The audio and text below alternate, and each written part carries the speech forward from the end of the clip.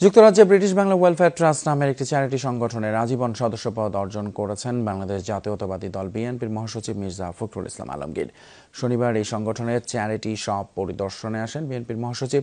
এ সময় তাকে সংগঠনটির আজীবন সদস্যপদ প্রদান করেন খসরুজ্জামান খসরু, কামাল আহমেদ সহ অন্যান্য সদস্যরা।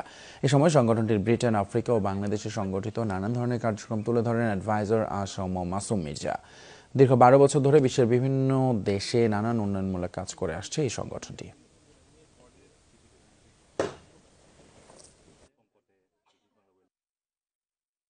খসরু, কামাল এবং অন্যদের নেতৃত্বে খুব ভালো কাজ করছেন।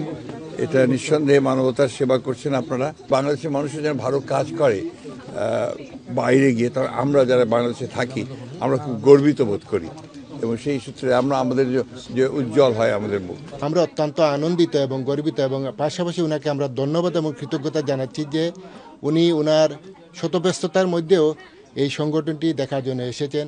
আমি পাশাপাশি সমাজের সর্বস্তরের মানুষের কাছে সবিনয় অনুরোধ জানাবো যে আপনারা এই সংগঠনের পাশে থাকেন।